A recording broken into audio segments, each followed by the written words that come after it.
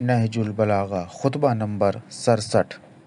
حضرت امیر اپنے اصحاب کی مذمت میں فرماتے ہیں کہ کب تک میں تمہارے ساتھ ایسی نرمی اور رعایت کرتا رہوں گا جیسی ان اونٹوں سے کی جاتی ہے جن کی کوہانیں اندر سے کھوکھلی ہو چکی ہوں، اور ان پھٹے پرانے کپڑوں سے کہ جنہیں ایک طرف سے سیائے تو دوسری طرف سے پھٹ جاتے ہیں۔ جب بھی شامیوں کے ہراول دستوں میں سے کوئی دستہ تم پر منڈلاتا ہے تو تم سب کے سب اپنے گھروں کے دروازے بند کر لیتے ہو اور اس طرح اندر دبک جاتے ہو جس طرح گوہ اپنے سوراخ میں اور بجو اپنے بل میں۔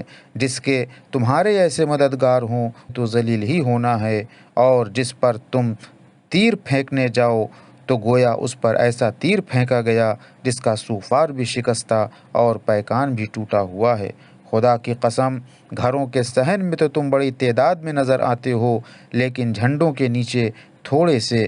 میں اچھی طرح جانتا ہوں کہ کس چیز سے تمہاری اصلاح اور کس چیز سے تمہاری کجروی کو دور کیا جا سکتا ہے، لیکن میں اپنے نفس کو بگاڑ کر تمہاری اصلاح کرنا نہیں چاہتا۔